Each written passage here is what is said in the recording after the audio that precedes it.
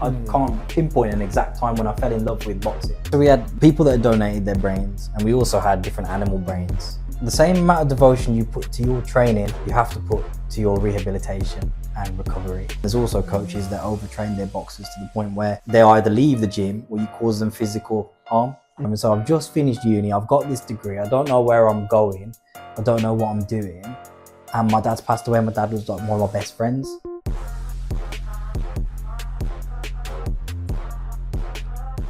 If you're dealing with loss or searching for mental resilience, then this interview is for you.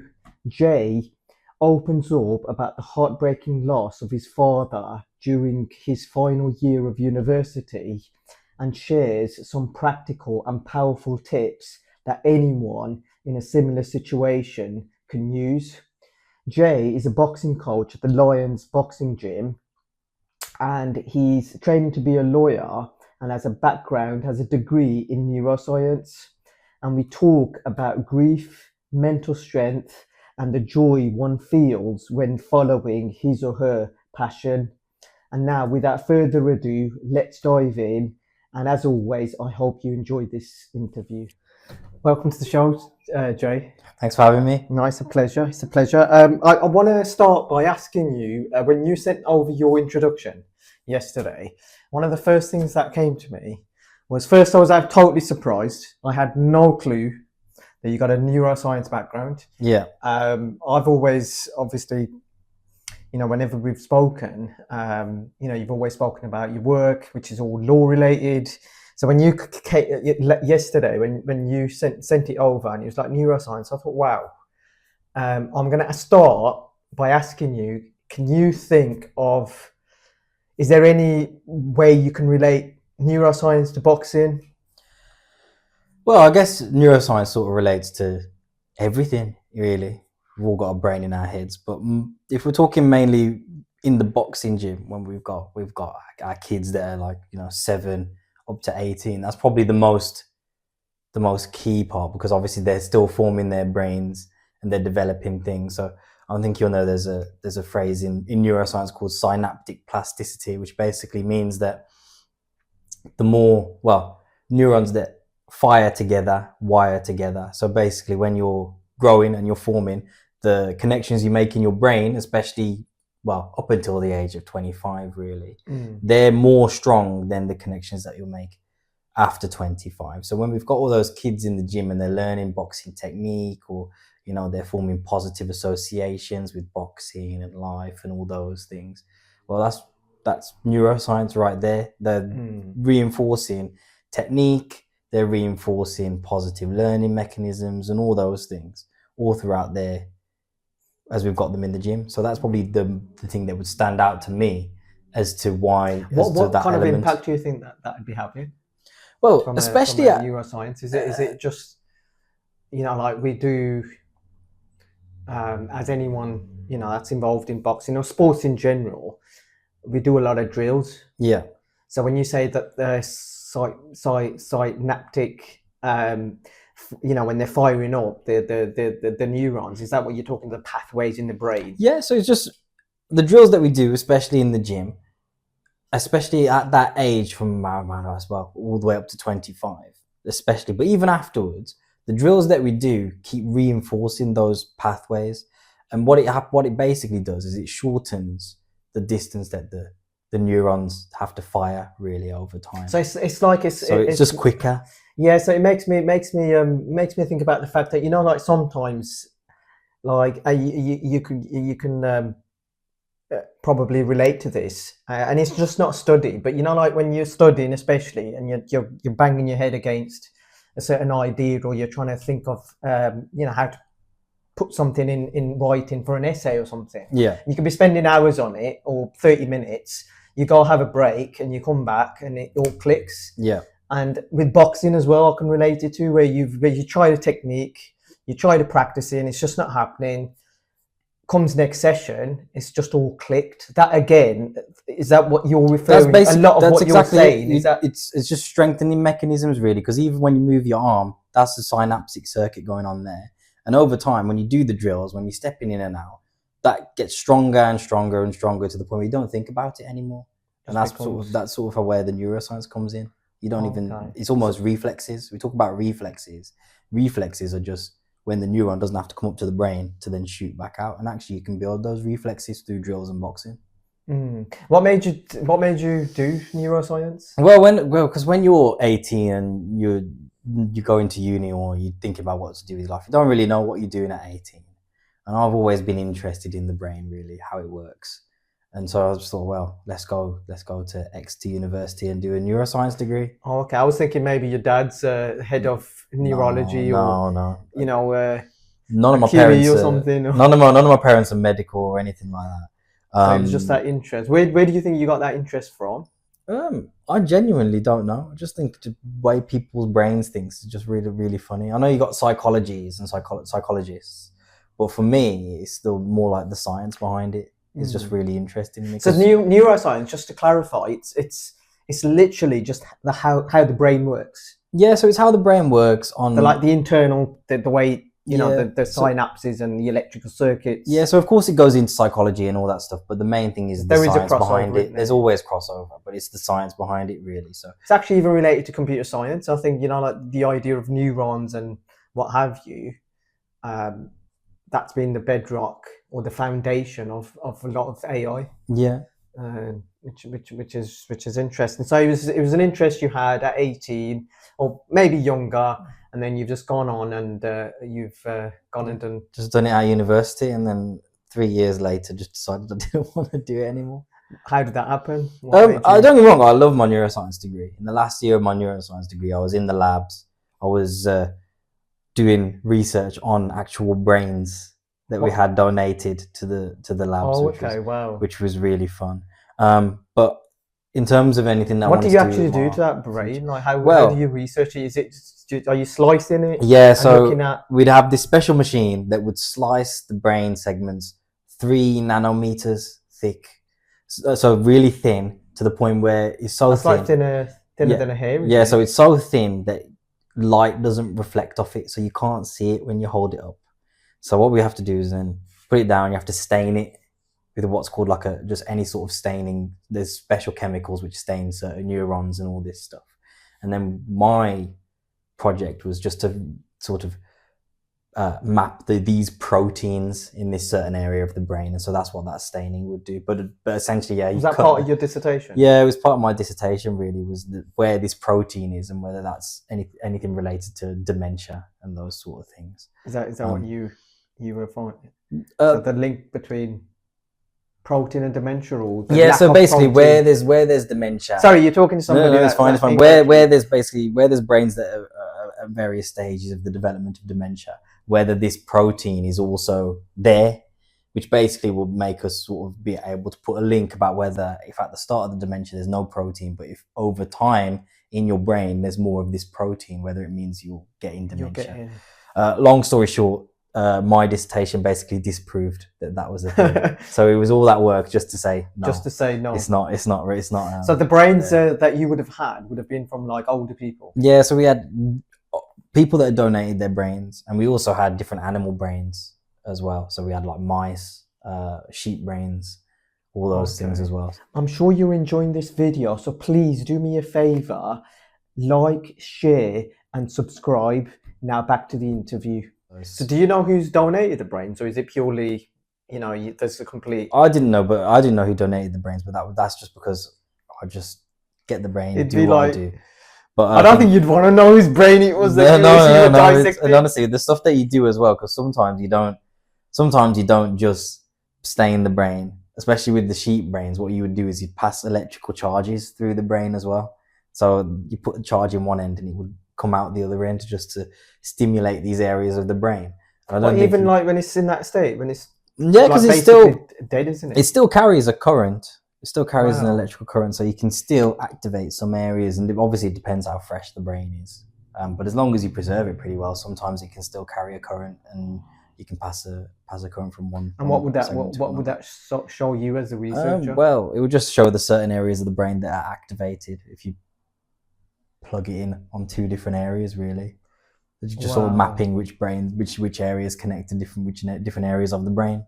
When you were doing this, did you ever think, This is somebody that was once alive. They've lived a life. Did you ever make that connection, or was it completely you were just objectifying this thing, just doing what you had to do? I'm going to be honest. I think I'm a bit different in the fact that if I can separate that so easily, that brain into me is just brain. I don't care where it is. I suppose you have to be, don't you? Yeah, because otherwise you can't. It's one of those ones where you have to be able to compartmentalize things and put things in different boxes. Otherwise, things will leak out into different areas. Like if I spend so long on this brain thinking, oh, this is a person, they've had a bad life, tough life, I'll get sad. Yeah, no, you have to. You have to compartmentalize things and put. I think it's natural to probably for those thoughts to go through your mind, but then there has to be a cut off, because otherwise, it's like the work you do now, like the law work that you do. You have to have a cut off, because otherwise, like you said, yeah. Otherwise you're just gonna get really. Otherwise, you're gonna let it seep into your everyday life. And then, for example, I'm really sad about the fact that in these labs I've been cutting open this brain, and then I come and be social with you afterwards. And then I'm just really thinking like, then I'm passing on that bad vibes onto you, if that makes sense. Yeah, no, I totally get that. Right, okay. Enough said about neuroscience. Yeah. I could sit here and talk to you about that. It'd be like a Huberman podcast. Probably. You mentioned, so earlier we made the connection between neuroscience and boxing. I mean, you can even relate it to sports in general, can't you? Or any type of human behavior, obviously. But let's focus on boxing. We were talking about neuroplasticity or synapses and what have you. Now I just want to focus purely on boxing. Now that we've made that connection, anyway. How did it all start for you? I mean, you've mentioned that you're a boxer. Well, you're thinking about competing, so you're still an active fighter. So we have to put that on the record. So Jay's an active fighter, but you've done coaching now since, I don't know, obviously you've been now at the gym, I'd say easily for 2 years, if not longer. 3 years now. After COVID, wasn't it? Yeah, just after COVID. So tell us, how did it all start? When I was doing that neuroscience degree, I was like 95 kilos. I was a big weightlifting, powerlifting. I was also a real fat lad. And then at uni, my friends wanted to go and join the boxing society, the boxing club. And I thought, okay, I'll go and join boxing because it looks pretty fun. Knew nothing about boxing, never really watched any boxing in my life, but I thought, let's go. Can I stop you there? Yeah. So you talk about being, like being in love with boxing. Yeah. You even describe yourself as being a historian of boxing. Yeah. I want to put you to the test. Oh, I'm only joking. So does this all start at this point where you're at university, you're studying, it's very easy to study and snack and get into those bad habits. And forgive me if I'm wrong, or if I'm jumping the gun here and making assumptions. So I take it you're in that habit of studying, snacking, you've developed these habits. You get encouraged to go boxing. Is this where all this now starts? Well, yeah, because I was a big weightlifter from the age of like 17 through to about 18, and then I was a big weightlifter. I used to love lifting weights. I remember, within like the first year and a half of weightlifting, I used to be able to deadlift. I think it was like 200 kilos or something. But it may not be a lot to most people. It might be a lot. I don't know, because it's been that far ages ago. But I used to be big into weightlifting.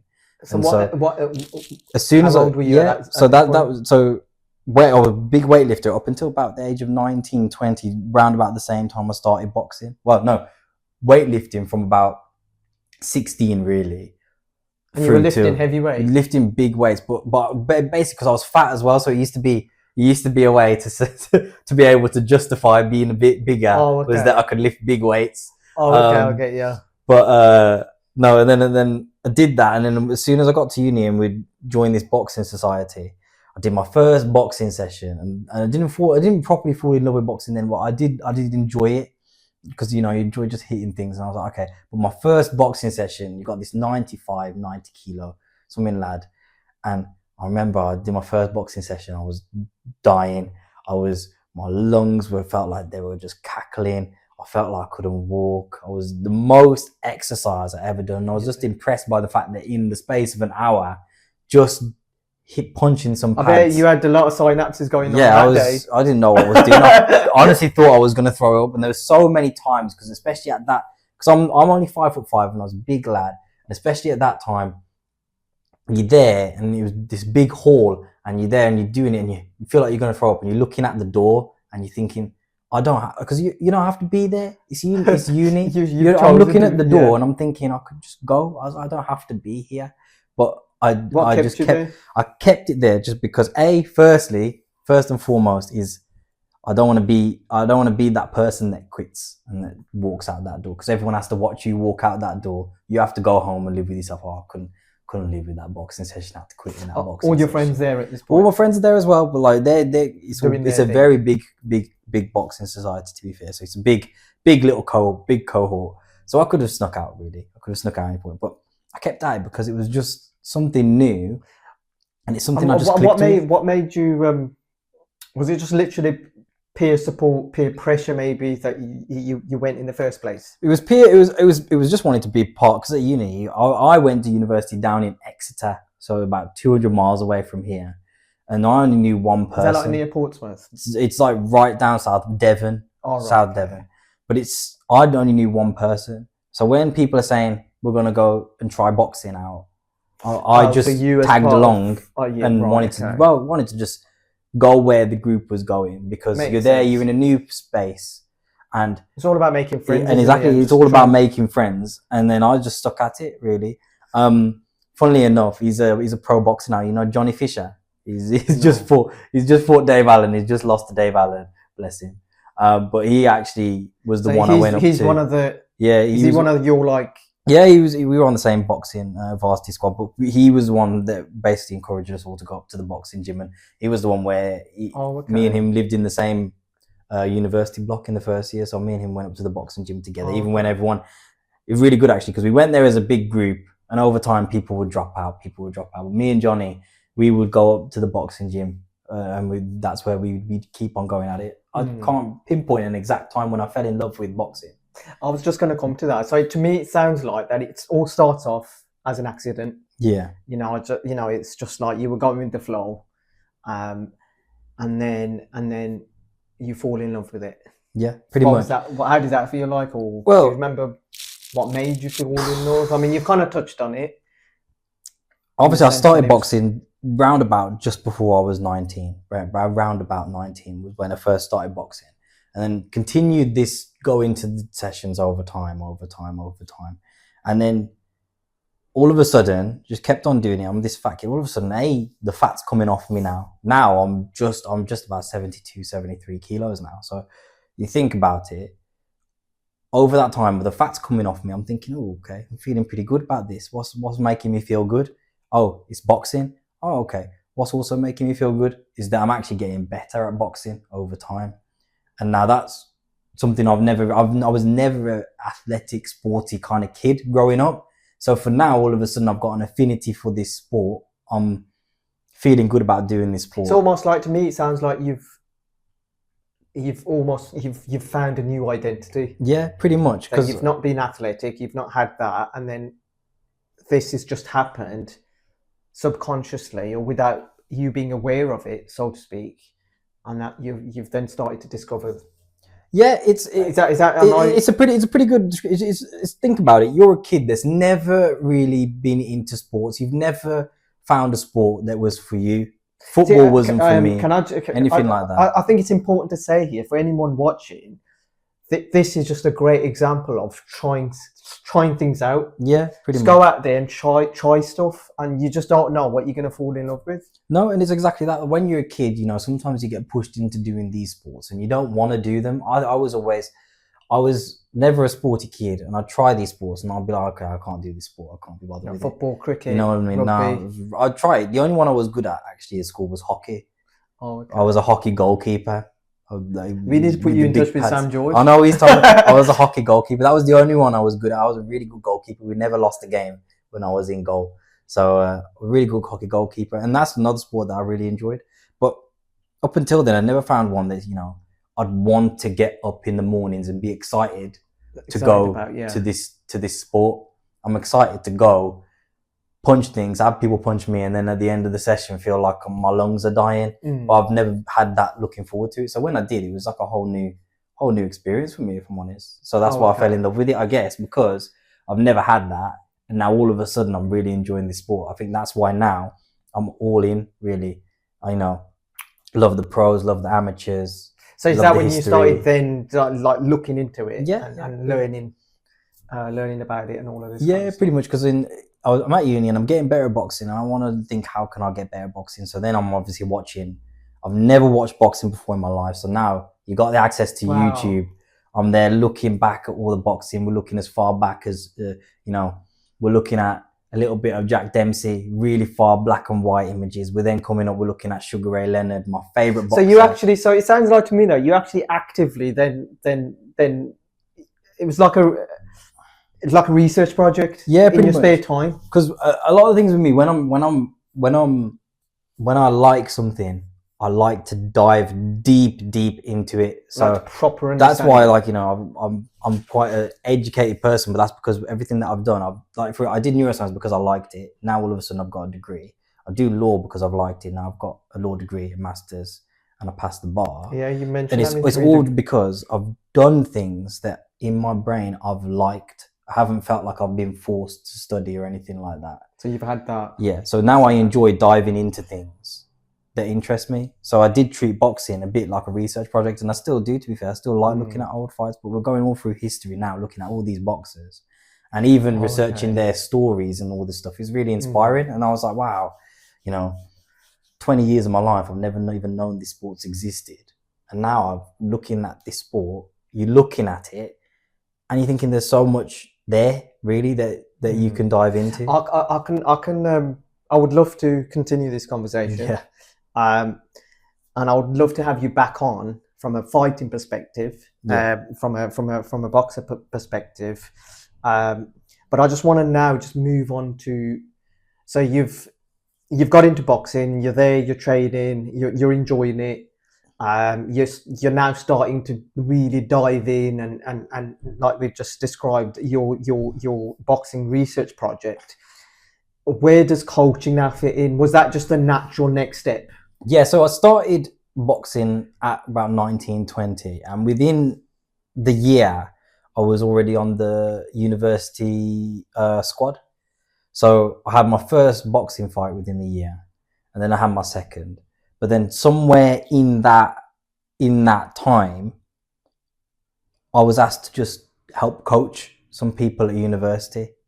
Somewhere between that time, I was just. So again, it sounds like an accident. Yeah. I was just. Sound like that you were like, your research took you down that route, because I thought that's what you were going to say. No. I feel because I was an example of someone who never started boxing, and now I'm on the boxing. I've had a bout on the university squad, and then I've had another bout, and because of surprising me, because I've gone from not doing any boxing, now all of a sudden I'm wearing the green for the university and this, that, and the other. I was just asked to help coach some sessions and stuff and help out really. And then who asked you? The club captain at the time helped. Right. Just said, you fought for the university now. Can you just help some of the kids with this, that, and the other? Not the kids, some of the class with this, that, and the other.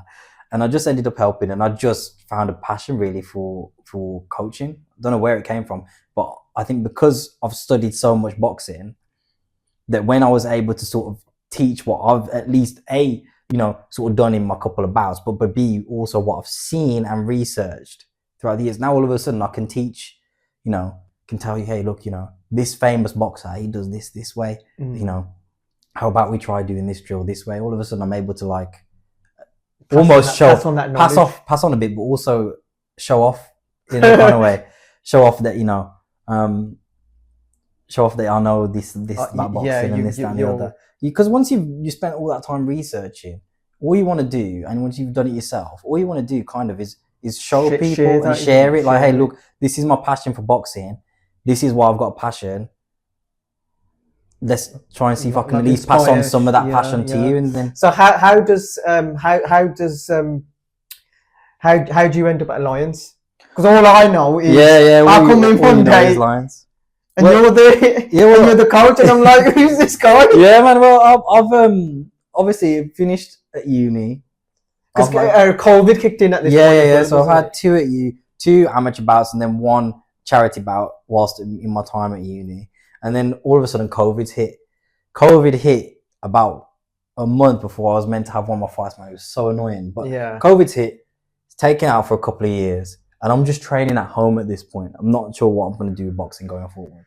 I obviously love it. So I was still just solo training on my own. And then I was like, okay, well, let's just find my local boxing gym. I found the Lions. And I'm Is training that at the literally you Lions. Googled it? Yeah, just Google my local boxing gym. Found Lions. And as you know, Lions is round the back. You're never going to find it unless you know where to look. But found there, and then I was training and stuff. And I just said to Kev, I said, I really enjoy boxing. I also, coached while I was at uni. I also I enjoy coaching. And he was like, well, there's no reason why you have to end that. He said, why don't you just try coaching the kids here? And I said, okay, I'll give it a go. See how it goes. That, I mean, that's just sounds. I had Kevin on the show, and he was talking about helping people out, and that's just another great example of the great man. And one of his biggest motivations around the gym and what have you is about helping and meeting different people, and I think that's just another classic example of that. It was one of those ones where he said just give it a go, because I've always wanted to coach, and who knows, maybe in 20 years I have my own boxing gym and we go from there. But I've always wanted to coach and keep that coaching going, because I love boxing and I want to be able to keep that passion going. And I say that my coaching journey started, but I enjoyed teaching boxing because you see people develop, and that's you could get to be a part of their development. But just him saying have a go, I didn't know whether I was going to like it or not, because bear in mind, I've coached big adults up until this point, and now I'm coaching little 7-year-olds going up to the adult class. How was that transition? It was difficult, really difficult to start off with. Because the 5 o'clock classes, you're talking kids 6, 7. Yeah, so really, about 10, really basically difficult. primary aged kids, aren't they? Primary yeah, aged because school. you're trying to bear in mind at that age as well. They're not going to be, Muhammad Ali at that age. They just need to, at that age, you need to just keep them engaged and excited and happy. You know what I mean? Because at that age, it's very important that you don't put too much pressure on them at the age of 5 or 6. You don't want to put them off, do you? And bear in mind, I've come from a university where it's competition. So all of a sudden I've come in and I'm like, why are these kids not doing this way? They're messing about. They're not doing this. They're messing about. They're not paying attention to the drills and this, that, and the other. And it's really, if you let it, and I did at the start, it would really get in your brain, I'm trying to help these kids and they're not listening. Yeah. And it would get me in a bit of a spiral to start off with. But then I, again, spoke to Bob at the gym as well. This was way back when. And it's just finding your feet, really, because you can't teach big 20-plus-year-olds and use that same teaching methods with the 7-year-olds. And actually, all it is that the 7-year-olds will do the same drills that the 25-year-olds do if you make it more fun and engaging for them. And then that was how I sort of got around that issue. But at the start, it was really difficult, difficult. Yeah. So you've had this, learning the ropes, having this transition that obviously, was obviously challenging for you, and you've done. I mean, sitting on the fence and watching you, you've done fantastic. It's just been amazing having you around the gym, and it's been great. And you're good at what you do. So keep it up, Jay. What do you, on that note, what you've probably already touched on it. So forgive me for asking this, but what do you actually enjoy about coaching? Personally, yeah, it does come to showing off. But what I do enjoy is that when you're a coach, people look up to you to teach them how to box, but not just the boxing. You're not just a coach, are you? You're someone that they will talk to you about things that they don't talk to their parents or their friends about. Or they're someone where if they're struggling with something, they might not even talk to you, but you have to be more than a coach. You have to see it with your eyes. And I think that element of coaching is probably the most fun. Like, for example, is one of the kids at the gym. and he always comes up to me. I won't say his name on the podcast, but he always comes up to me. He's like, "Oh, Jay, you learned me how to tie my laces." Just something like that. That's one of that there. Like I said, we've been out to competition and we've done all this stuff, and one of my other favorite moments is Zayn after he won the nationals, and he gave everyone really the biggest hug in the whole world. That's one of my favorite moments. But little moments like that where kids are learning and you're a part of that, you're a part of their whole lives. Like, for example, that kid, his whole life, he will remember I'm the one that taught him to tie his laces. It's funny you say little. They're little, but then they're significant. Yeah, exactly. They're only little. So they're little kids, but they've got they're a whole person. They're a whole personality. They've got their whole thoughts and feelings, and it's very. Sometimes I think coaches sometimes forget that really, that the kids. So would you say that these couple of memories are your most memorable so far? Well, my most memorable one would be at the nationals. That big jump from Zayn after winning the nationals as a coach. That one with the tying the laces is probably one of my most memorable ones as well. But I'm just thinking, it's hard to put a most memorable on the coaching experience, because what actually is most memorable to me is the little things in the gym when the kids are sparring and you're saying, "Hey, double up the jab," and you see it working for them, and you can see them getting happy because all of a sudden the thing that you told them to do, you shouted at them whilst they're sparring, and they've thought in their brain. Now all of a sudden this one thing you're teaching them to do is working. But that over loads of different kids, like for example, when we've got one person that's moving their head loads, and I just say to my kid, aim for his chest. All of a sudden he's having loads of success. He's really happy now. He's the happiest kid in the whole world. Those little memories there, those are probably equally as meaningful. See, that's interesting, and you've given me a different perspective. It's not a single memorable moment. It's loads of different moments that makes the whole process memorable. Yeah. So it's like almost like me sitting here listening to you. It's almost like the whole experience. You're living a memorable experience. Exactly. If that makes sense. I know that sounds no, it's true. A bit deep, but it's just philosophical. But to me, that's what I can sort of what I'm hearing. Yeah, and like, don't get me wrong. Like you know me in the gym. I'm very tough in the gym. I will be tough where it needs to be, but I'll also. We've had people come on this podcast talking about tough. and tell me how much they love your Texas tea, and I said, Jay brought us that from Texas. Yeah, but I think it was Alex actually, and he's like, he was funny. He was like, you could take it back to Texas. Yeah. Like I said, I'm tough, but it's a balance really, because at the same time as a coach, we've got to work on the physical toughness. We've also got to work on the mental toughness. And that is something that's so easily forgotten about. So when I'm there making you do a Texas tea for 5 minutes, that's not, you can, same as when I first started boxing, you can walk out that door, you can get up and walk out the door. you can, but you won't, because everyone's going to see you walk out the door and know that you're a quitter. But then also in the moment, it becomes a person, well, for me anyway, I can't speak for everyone.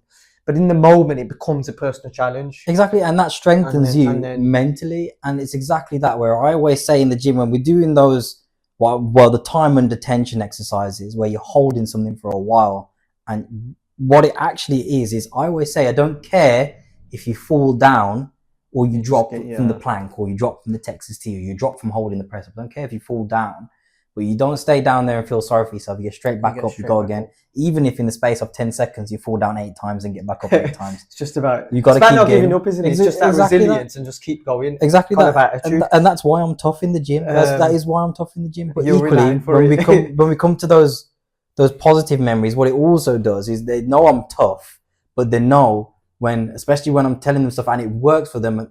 That what I was trying to get at was, when I'm telling them stuff and it works for them, they get happy. They all of a sudden, they're feeling confident, aren't they? Because they're working. And that passion, when you're helping them and they're enjoying boxing, you can see it in the ring, they're feeling themselves a little bit. That passion there, that keeps them in the gym, and that keeps them progressing and getting better, and actually keeping them off, the streets and stuff. Those little bursts of passion there that you can help kids get. That's what's one of the most memorable parts. But you got to balance it out with, we can be happy in the ring because you're doing all the stuff that I'm telling you to do in coaching. But B, we've got to also be prepared for when things aren't so happy, when things aren't going your way, and that's where the mental toughness of my fitness and all that stuff comes in. On that note, I'm just gonna turn it on its head and ask you: Have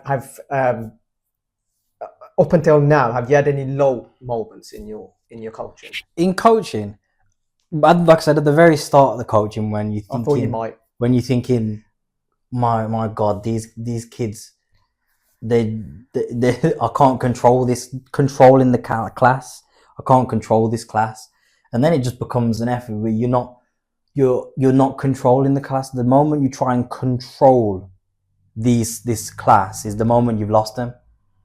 Instead, what you've got to do is you've got to thoughtfully direct the class in a direction. Hey, let's have fun, but let's go this way.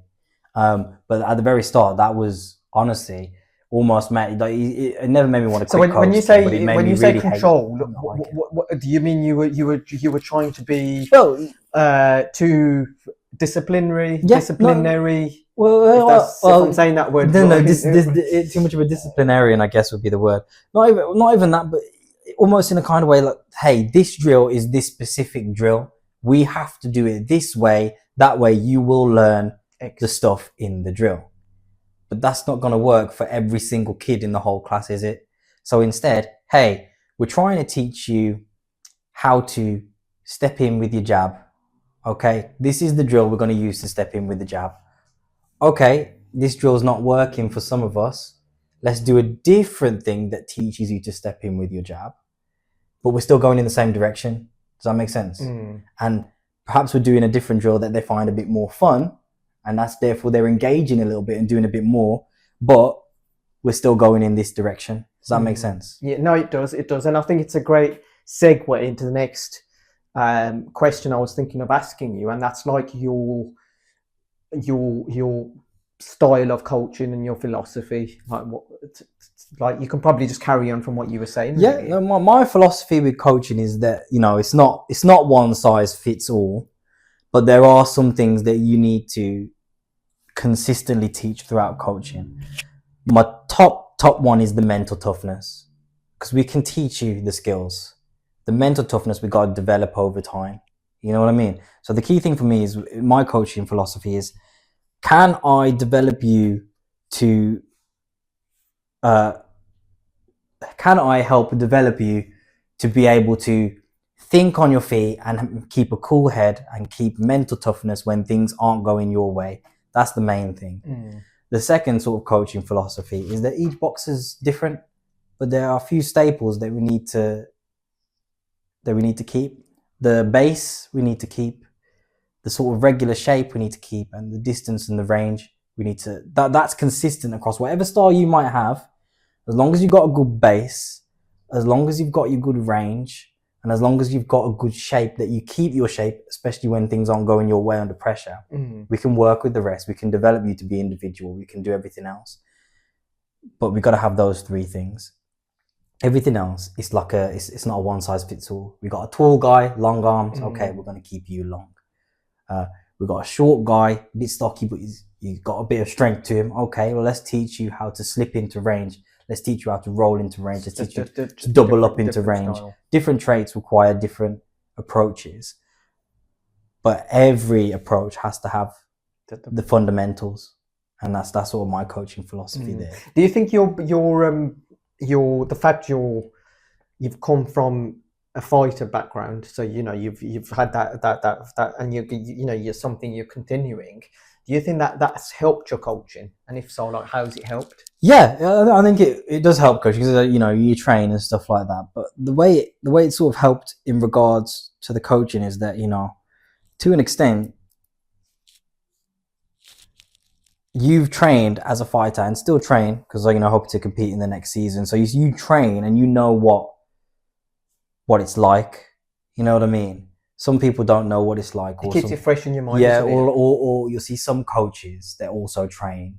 They'll train for part of the session, and perhaps when it comes to the fitness bit, they don't do the session. Or, they'll train for part of the session, or when things get a bit hard or something, they'll go and maybe step into their coach's hat and go and help in the sparring or something like that. But having been a fighter who's gone through all that, you sort of know what they're going through, and you know how tough it is. But you also know what they can do, even when they think How they do can't you do use it. that to help them? Well, because Is it because you can relate to them? yeah, 'cause you can relate to them, and you know what it's like, and you know where they're going. So to an extent, where you've got boxers that, let's say, don't have as much confidence, that they can hold it out and do it for a few more rounds. They can't do it. They can't do it. You know they can, so you can push them, but you also know when to not push them. You know what I mean? It's that fine line where, because sometimes you might push a boxer too much, and it might go all of a sudden now they've taken 10 steps back. But you having been there and been in the ring, and you know the training that you're doing and the training that we continue to do, you know when you can push them, you can relate to it, and you know when to stop. Have you ever pushed somebody when you shouldn't have? I'm quite a cautious individual, so I don't think I have in most cases. Well, in every case, I can't think of anything off the top of my head where I pushed someone and it's turned out badly, which might be a good me trying to brag, but ultimately, they're humans at the end of the day. Sometimes it's a bit hard. Sometimes you think they're not robots. Yeah. And you can see on someone's face when they physically cannot do anymore. And it's important as a coach as well. It's very important as a coach that you have to be aware of that. Yeah. Something they teach you, don't they, when you're doing the coaching courses? Yeah. There's such thing as overtraining. And there's also coaches that overtrain their boxers to the point where they either leave the gym or you cause them physical harm. You are, to your boxer, you are the one they look up to. And for most of the cases, they will do anything you tell them to do. So that's why you just have that trust. You have to be really careful, and you have to value that responsibility for what it is. It's not something to abuse, is it really? No, absolutely. Yeah. On that note, just describe your typical coaching session to us. Typical coaching session is the kids warm up. That can be skipping. It can also be some shadow. But ultimately, you know me at the start of every session. I'm on it. You can't take 10 minutes to do your wraps. Otherwise, you're going to have some sort of fitness punishment from me. It's warming up straight away. The second bit of the session is we do the lines, don't we? We do the lines to make sure that at the start of every session, what's ingrained in you is, this is my shape. It comes back to what you were saying earlier. Yeah. Shape. Exactly. At the start of every session, we do the lines only for 2 minutes, maybe 3 minutes. We do the lines, but maybe even 5. But in those times, the shape is being drilled, your weight distribution is being filled, and we're learning how to step and move in our shape, throw in the punches that we throw just for a few minutes so that everyone is fresh in their minds. They don't just come in and start doing some silly moving around that we've never taught before. Everything's fresh in your mind now, your shape. The third bit is then technique. And that can change depending on what theme I've got in my head. There's not like a schedule of what themes we do, but in my head, I know there's something as a class that we can all work on. Like, for example, I think the recent theme of this week has been how you can vary up the lead hand has been a bit of a theme for me. You've got head, body, we can vary up the shape of the lead hand, and we can use it not only as a punch, as a range finder, and actually to keep someone at range and to sort of talking about the lead hand and the jab. Are there any coaching tips that you can share? Well, in terms of any sort of drills with the lead hand, I probably wouldn't share any sort of prescribed drills, but it's important to focus on. As a coach, you should not be teaching. Well, you should be teaching your boxers that there's a jab, but you've also got to teach them that there's not just the head. We've got the head, the body, and then when we do get to that level, we can step in with the double jab. We can step back with the double jab. We can take angles with the double jab. The jab should be setting everything up. And then once we go to the next level, all of a sudden we're jabbing and we're hooking off the jab. We're jabbing and we're screw shotting through the jab. We're controlling the opponent with the lead hand. So it's important for coaches, to learn that the lead hand is not just for a punch. The lead hand is a very key tool in controlling your opponent. You can control when you let them into range. You can control when they let them into the range. You can control where they are by doing little long hooks. You can control where their guard comes down or up with the jab to the head and the body. So I think it's important for coaches to know the jab's not just a punch. It's how we control who we're in the ring with. And if we can control who we're in the ring with, we can win the fight. No, absolutely. What do you think, what quality separates a good coach from a great coach, in your opinion? A good coach will have a lot of knowledge and they'll know what drills to do to sort of refine certain things. But a great coach, in my opinion, is someone who, they have the coaching knowledge. Yeah, they know what to do for certain drills, but they also know how to communicate with your boxer to get the best out of them. And they also know how to adapt that to different boxers. For example, you've got one kid who in the corner, if you yell at him, you give him a little slap, you say, you're losing this fight, you yell at him like that, he will go out in the next round and he will absolutely batter the next kid. He will have a fire lit underneath him and he'll go a million miles an hour. You take that same approach and you apply that to the other kid, he's going to start crying in the corner, or he's going to come out and get all worried and panicked. It comes back to what you were saying earlier about style, like boxing styles, the big tall lad, and then the short stocky guy. It's that same sort of approach, but from a different level. That's gone from a physical, stylistic aspect to a mental. To a mental approach. It's exactly that. In terms of how how you're going to communicate to your. And it's very easy for coaches to get hung up on the physical side of things, but I think you see my coaching style. I go around the gym, and there's different kids. Some kids I'll be tougher on because they can handle it. Some kids are just, say, "Oh, you're doing really well at this. You're doing really less." But how about we work a little bit more on this? Some kids you need to boost their confidence up, so that they will try the things that you're telling them to do. It does all come down to style, and it comes down to you as a coach. You need to be observant in your gym. You need to see the kid which looks maybe like he's not enjoying it, and maybe he needs a little bit of a helping along. You need to look at the gym that's perhaps thinks he's, really, really thinks he's the next Floyd Mayweather, or so he's trying to do this Philly shell stuff and he's trying at things that aren't part of the drill. And he's got a bit too much confidence, and you need to say, hey, look, I know you feel like you can do this, but we're focusing on this for this reason. So how about we take it back a step? And then later on, perhaps I can take you on the pads and we can practice your style a little bit. You know what I mean? Yeah. I just want to say, anyone watching, any active boxers, a lot of the times, or now and again, you'll be in that situation where you've set a drill. So we're working off the jab. We're doing the drill, and we're jabbing, and the drill is to jab and to move out. And then you walk around the class, or you'll stand and observe, and then you got somebody doing the Philly shell or doing the slip. And so I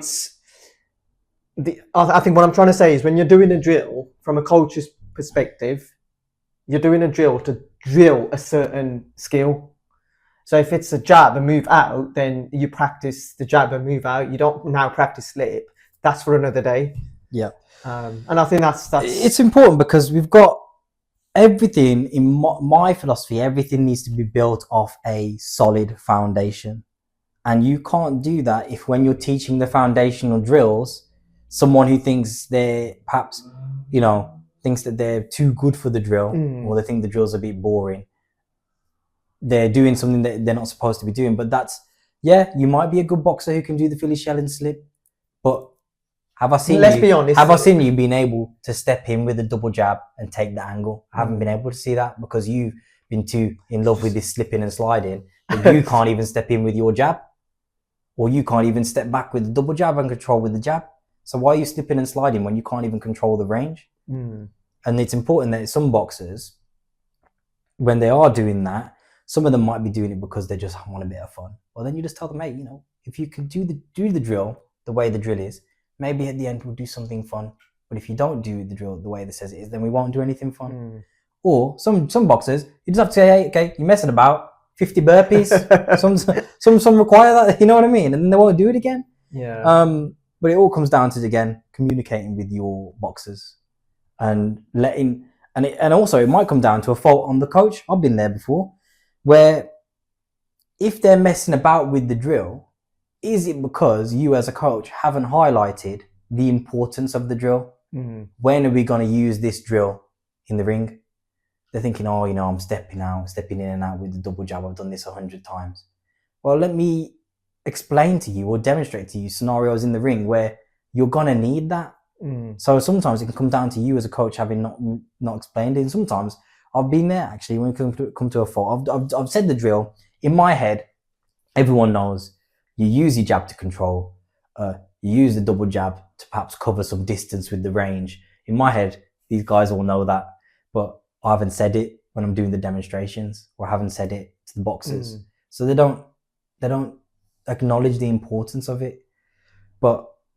And then you just call everyone back, say, look, okay, my fault. This is when we're gonna need this. So this is why it's important that we pay attention to this. And that's especially important in the classes where you've got the older lads, because they can better comprehend it. With the littler kids, it's still important. You still need to tell them why it's important. We have to perhaps word it differently or communicate it differently. Has there ever been a time where that hasn't worked?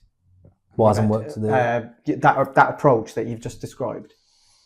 There probably has, because there's always times where for some reason on some day it's just not working. But where that happens, it's important that you notice, oh, okay, this drill's not working. I'm explaining it. It's not really. Then we just, okay, let's do something different. That again still goes in that same direction. Okay, so now we're working on the backhand. Okay, a lot of the kids can't rotate on their backhand, but they're so tired of this drill with rotating that it's just causing them so much issues. Okay, so we'll take a step back with that one. And how about we do the shoulder game that we do, just to get a bit of feel back for their range, and then we can bring it back to the drill. And we say, hey, look, we're doing that shoulder drill where we've got the feet showing where our range is. Now let me show you why we rotate. It's to make sure we can hit them whilst at this range. So we're still going in the same direction, but sometimes we have to change it up every now and then. If you stick to too much of a strict plan, as a coach, it's going to stress you out, because as you know from the gym, the plans never go to plan. But as boxers as well, you're going to lose the class. They're not going to be interested anymore. That's the thing, isn't it? You with coaching, and I think you've nicely touched on it. You have to go with the flow. So you can have something, you can have it in your mind that I'm going to do X, but then depending on the people that have turned up, the level of abilities, X might not work. So you just have to then work. It's like on the go, isn't it? So you're just adjusting as you're going along, depending on what's actually happening in the session.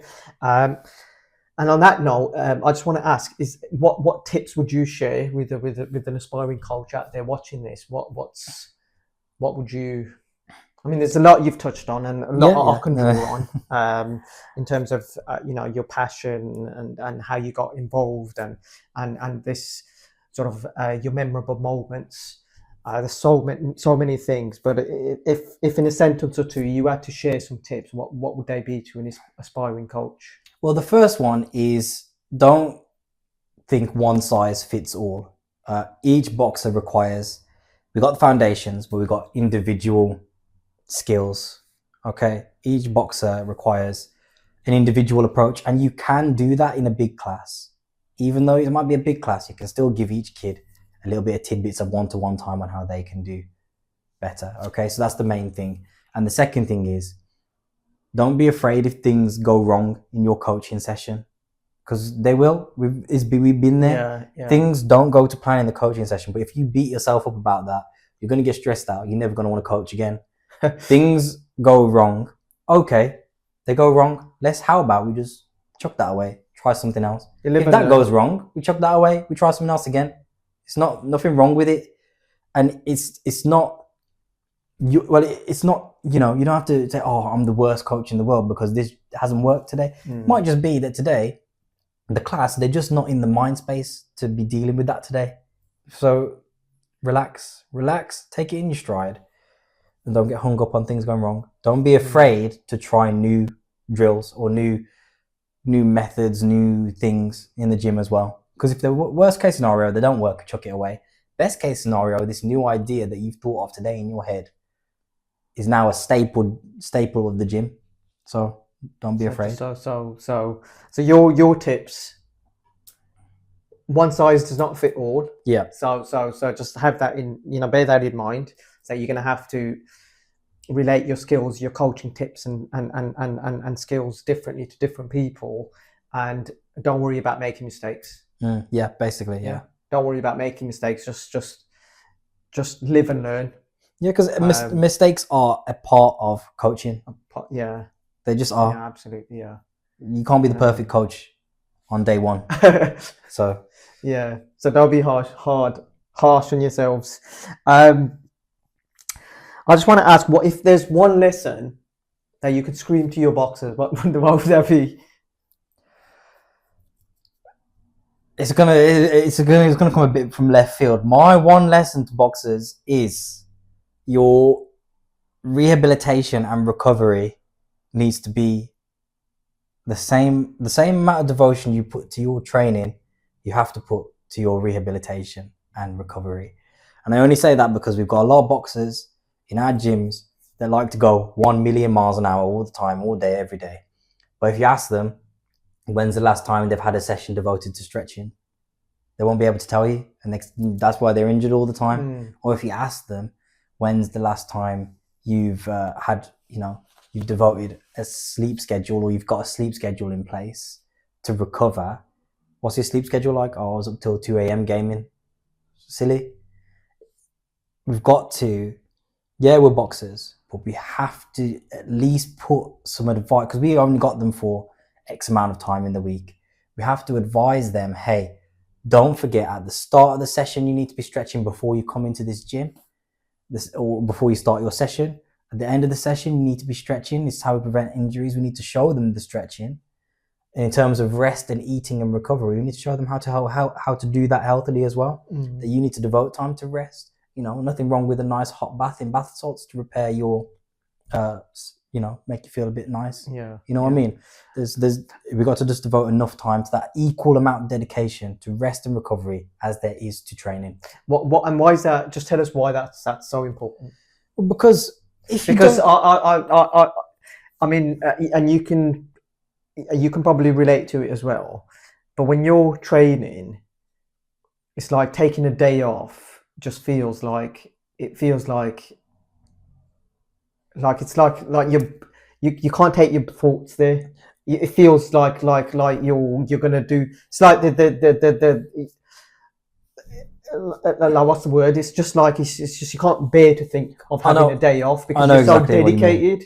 Yeah. So with that in mind, just describe why recovery and just looking after yourself is just so important to counteract that kind of dedication. Well, it all comes to your training routine. You need to schedule that recovery not as, oh, I'm being lazy, I'm resting. That recovery is a training session, if that makes sense. That's exactly what I wanted to say. Training session. And let's say you're getting restless because you feel like you've been lazy. Okay, let's go to the gym, but how about we spend 45 minutes to an hour stretching?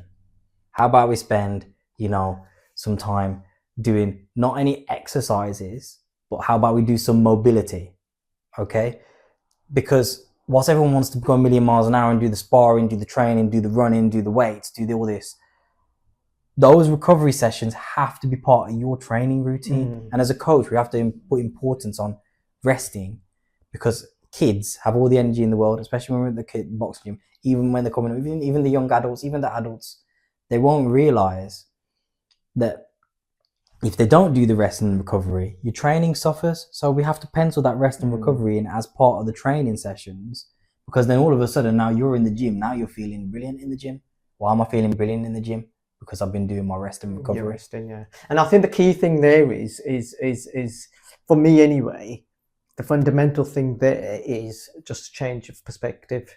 That recovery is as good as a hard day's worth of training. And I think that's what people need to take away, is that you need to seriously look after your body, because otherwise you can't function. Exactly. You won't be able to hit as hard as you can after a proper decent recovery. Yeah. How does that work for you? Like, how do you manage that? I'm one of those a personal people. level? I'm one of those people like you. One day off, it's the worst thing in the world. I don't like it. I'm a very active person. I like to be doing something each and every day. But I have to just. Does the husky keep you active? Yeah, my husky does keep me active. Well, funnily enough, They're quite talking about husky. Yeah. They're one of those. I mean, I'm not no. I ain't got a clue when it comes to dogs and stuff, but I know this much, that huskies are quite high energy. Yeah. One of your high energy dogs. Well, funnily enough, I hate running. I hate running with a passion on my own. But the best thing about having my husky Sapphire, she's 4 years old, is that she makes running fun. So now, you actually take her on a full jog? Yeah, we go running around the canals around here. We go on a proper run. We go anywhere between 3 to 5 to 7 miles, depending on how we're feeling. But and she can run. Yeah, she runs. She can run. She can run longer. She could run probably 14, 15 if she wanted to. But the thing about that is that she actually makes me do more running, and that's important as well, because running is important. She loves doing the sprints up the canal. I hate doing sprints, but she loves doing them. But in terms of so you use your husky as like a motivator? Yeah, because she has to go out. See, that's actually a good tip for people watching. Just if you got a dog that can run, take the dog out. Even if like sometimes you don't have to go on like big massive runs, and even as an amateur boxer, you don't have to go on 5-10 mile runs. You don't have to. The key thing for amateur boxers is sprints. So sometimes me and Sapphire will run up to where the canals do the little locks and they come up. We'll sprint up there instead. But yeah, she keeps me running. Otherwise, you'd never catch me running on the streets, because I hate it. I've taken you off track there, right? Okay, what we was talking about recovery. About rest and recovery. I'm the same as you. Days off, I hate it. I hate it with a passion. But what I do is on days where I know, because I do too much and I will injure myself. But the way I combat that... it's not long ago that you had that back... I had a back problem. Yeah, really bad back problem. And that's probably a part of this now. My ankles are really bad because I've broken both my ankles. So they're bad as well. How did you manage those? Broken them both on separate occasions, doing different things, man. Honestly... When drinking was it? Yeah, one of them was. Oh my God. So I don't really do that anymore. How was the other one? The other one was, it just got caught in this bit of the stairs. There was broken bricks in the stairs, and it got caught, and I just kept. And it weren't the same one. It was the opposite. Different ankles are broken different times. So they're really dodgy. But it coming on to that now is that I know if I do too much, one of them's gonna go. My ankle's gonna go. My back's gonna go, or my shoulder will go. One of them's gonna go. So when I'm feeling restless, I'll still take myself to the gym, so it feels like I'm in the gym, but I'm actually in the mat area doing my stretches, doing my mobility, or I'm in the sauna doing stretches in the sauna. So if mentally, it still feels like I've gone out of the house, I've taken myself to the gym, but it's also you don't break the habit. Like mentally, you've not broken the habit. You've gone out there, you've gone to the gym. I've still gone there, and I've spent ages doing rest and recovery and rehabilitation exercises.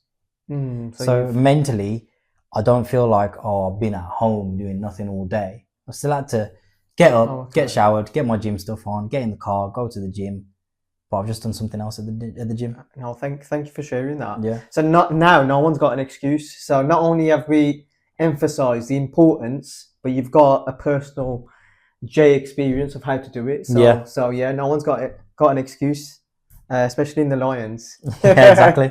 No one's got an excuse. I always say to the kids at the Lions, if I see you not stretching at the end of the session and you come in next week telling me you're injured, I'm not going to I've heard you say that. A single word. I said you can jog on.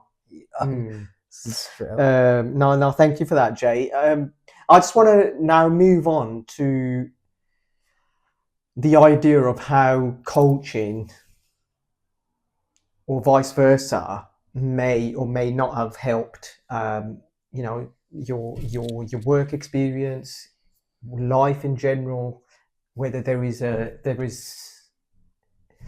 interlinking and Well, just relationship there? starting off with work, as you know, I work as a court advocate, so I'm just like a low level lawyer in the county courts, doing the small claims stuff. But where coaching comes in there is actually the people that you interact with. So as a coach, we interact with kids, we react with adults from all different backgrounds, professional backgrounds, people who are unemployed, people who have come from criminal backgrounds, people who are not even from this country or various different ethnicities. We come across every single person you could possibly imagine in the boxing gym. And those interactions then mean that when I'm at work and I'm coming across someone else who has come from a different background, or they come from another country, they need an interpreter or something like that, is that actually... Is that would you describe that as a direct link? Yeah, it's a direct link because we're interacting with different people at the boxing gym. Now I'm at work interacting with loads of different people, professional people, members of the public, and I can actually take my experience from interacting with people at the boxing gym and apply it to people at work. Because, you know, it helps me if I can interact with you and teach you how to box and this, that, and the other. Then all of a sudden, I come to work, I can use similar communication techniques or to explain law. One can argue that the latter is easier than the former. What was that? As in interacting with people in that context, yeah. As a lawyer, would be easier than teaching somebody how to jab when they've just walked into the gym. Yeah, it is because simply because a lot of people, it's quite, you know, you don't actually realize how much your communication skills are improved by being a coach. Because like I said, you have to have the eye to know what's going on and how to best approach each individual person at the gym. This is what Kevin was talking about. Yeah, you've got to know. And what you don't realize is that it's not something... I don't go to the boxing gym and say, hey, I'm going to practice my communication skills. You know what I mean? But over time, because you now know how to Next time I see you standing out the door with the checklist or something, I'll be like, are you exactly. Are you practicing your communication skills? Exactly. But it's one of those, I get what you mean. It develops over time. It's just natural, isn't it? Yeah. You're just naturally, you're there, you're talking to people, different backgrounds and different, different in all sorts of ways. And I can sort of... it's a byproduct of coaching, is that you are now able to talk to anyone. And that helps me with work. It's helped me with work quite a lot, really, because you talk from loads of different people, from loads of different backgrounds. And sometimes I might be representing a client who's in really bad financial difficulties, and this is a really stressful situation. And now I need to be able to, hey, same way I've gone to that kid and I said, hey, look, I know we've had a tough sparring session, this, that, the other, but, you know, this is what we're going to work on for next time. That same communication tone, saying, hey, look, this is the situation we're facing here today. This is, if it goes good, we can do this. If it goes bad, this is where we go from here. Same tones, just different scenes. It's just different, different set of circumstances. Yeah. But the same kind of level of empathy and communication. Yeah. I'm not like a behavioural psychologist or something, but I can see the connection. It is. Have you ever, on that note, referred someone to the Black Country Blokes? I've mentioned it in passing. Funnily enough, I was on a case with a client last week, and he teaches self-defense. I was like, okay, you know, I coach boxing. I was like, this is. I was just asking you on I was like, I coach boxing, and then we were talking about like how important boxing is for mental health, and I said, oh yeah, you know, head coach, he has the Black Country Blokes, and then I pointed him towards it. Oh wow, Kevin's gonna love that. I mean, it's fantastic work that they do. I mean, I think it was last week, wasn't it? They went to go see the King, didn't they? At the Palace, yeah. No, big up to Kevin and Lee. Yep. Yeah, nice. This is now connected to what you were just saying. What kind of person do you think boxing attracts? What kind of person walks through those doors at Lions, do you think, in your opinion? Well, if we look historically at boxing typically attracts people from working class backgrounds, typically. So if you go into a boxing gym, typically you'll see, you know, kids from, you know, low income areas come to the boxing gym because it's a pillar of support, really. No, absolutely. But it's not prescriptive. You have people from all sorts of backgrounds come into a boxing gym, and it is the one place where you see there is no one size fits all person that will walk into the boxing gym. you can see someone who's come from such a well-off background, wants to come in the boxing gym, and they will mingle with someone who's a first-generation immigrant from the country. You know what I mean? You have various people interact. So I can't really say that there's a one type of person that walks into the boxing gym. But if we're talking about, what type of person makes like a good boxer, then it's someone who is just dedicated, really open to learning, and again, dedication I think is the main thing, just being persistent. But on that note, dedication, persistence, you can apply that to any sports. Yeah. Anyone doing hockey, football, cricket, what have you, getting punched in the face and like the name of the game is pain. That's how I would describe boxing, because it's just physically demanding, so much more demanding than any sport. And then not only that, every time. I mean, even if you're not putting yourself into the ring and you're sparring, even just doing the drill, sometimes it's all about pain, physical pain. What type of person is it that ignores that and does it anyway? Would you just put it down to just you just enjoy it so much that you don't care? It's one of those things. I don't think. Or is it just a hard question to? I'm just asking. No, it's a good question and it's a hard question, but I think it's different from different people. For example, when I'm in the ring, it's going to sound like an absolute crazy thing. You don't feel it. Yeah. You just don't feel it, and that's a good thing actually for other boxers as well. Is that is a weird thing, isn't it? You get hit, and I don't feel it until maybe the moment I leave the ring. I'm like, oh, someone's hit me with a good body shot in the hip there. I can feel that now, but I won't feel it in the ring. But similarly, when you're punching someone, you're hitting them, but you can't feel the pain that you're giving them either. So it's a really tricky one. You know what I mean? Because there's not one size fits all. And whilst it is painful, realistically, there's something you get almost a bit of a high really from when you hit someone and it's a good crack. You do get a bit of a high, don't you? Like, you feel the feedback in your fist. It's a good crack. Feedback loop. Yeah, you feel it. You feel oh yeah, I've hit him good there, and you feel like they got off balance a bit. It feels pretty good, and it's a bit of a high. But in terms of feeling the pain and how you work from there, I think it's just different for different people. What was it for you? Me, I know you've just said. No, yeah, like I said, I don't feel it in the ring, and I think it's a bit crazy. But I just enjoy a good fight. I do. I know you enjoy a good fight. I enjoy. My favorite boxer is Roberto Duran. He's a good, nasty infighter. This dirty. He's a great boxer. Brilliant boxer. But I enjoy up close their little tricks. Good, really rough, tough fight. I don't know why, but there's something just fun about it when you. Well, I think it's a nice point at this point to ask you to share something inspirational from your own experience, something that can inspire us, inspire me, inspire people watching, from your experience, and it can be anything. Well, I think it's always really it's a bit weird to speak about something inspirational from your own life. But for example, that's fine. No, it's fine. I'll do it. For example, after I did my neuroscience degree and COVID, I didn't really know where I was going with my life. And actually, I know we haven't spoken about, but actually, my dad passed away around that time. Sorry to hear that. No, yeah, I actually did not know. No, I know you didn't know. That's fine, but I haven't said anything. But he passed away around that time, and so I've just finished uni. I've got this degree. I don't know where I'm going. I don't know what I'm doing.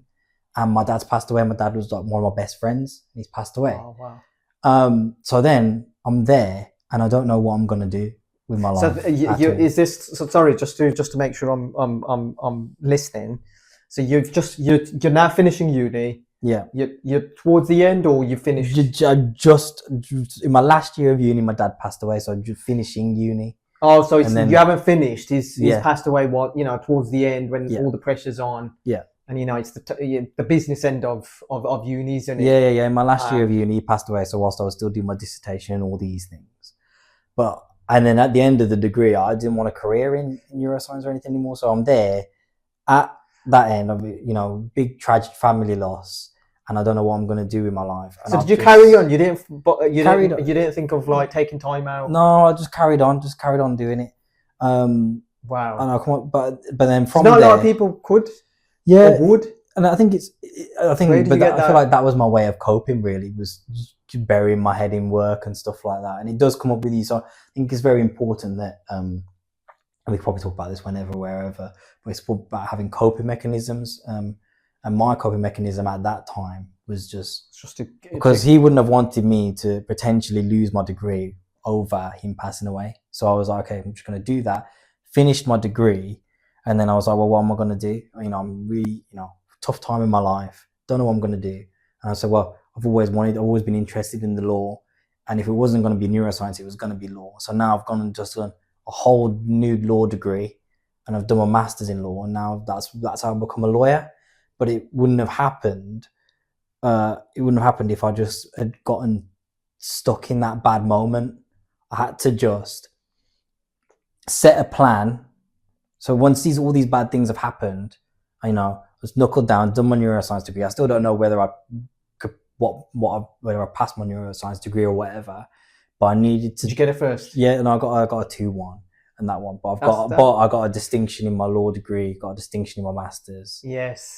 So it's important to, when you do have all those bad things happen, was that I said, okay, well, look, these bad things have happened, but I need to have a plan of somewhere where I need to be, or I need to have an end goal. It doesn't have to be a big goal. Like, it was little steps. It was like, okay, well, I'm just going to figure out my career next. I'm going to figure out where I'm going to go next. And I got my husky around about the same time. Little goals. When you're going through a bad place, you just got to set yourself little goals. The next step is, maybe I'm going to just apply to do a law degree, see how it goes. Next step is, okay, well, now I've got the degree. What am I going to do with it? Let's try and, do my masters, see what I can do with that. Then I've gone and done the bar, and now I'm on my career path. But I wouldn't have done that if I didn't set myself little goals when I was in a really bad place in my life. Wow. Now, thank you for sharing that. I actually had no clue. You've surprised me, a few times, and I'm sure people Thanks. have enjoyed it and appreciated that. But yeah, no, thank you so much for sharing something so personal, and sharing it in this context. And that for me has been truly inspirational. And so essentially it's about setting small goals. Yeah. And just working towards those small goals that you set yourself. It could be anything, and just get through whatever it is you have to get through. Yeah. No, thank you for that, man. That's brilliant. Thank you so much, Jay. It's been a pleasure having you. No problem. It's been a pleasure being on here. No, it's been great, and I'm sure you guys have enjoyed it. So until next time, don't forget to keep your hands up, keep your shape, keep balanced, and stay ready for whatever life throws your way. Thank you for watching, and goodbye.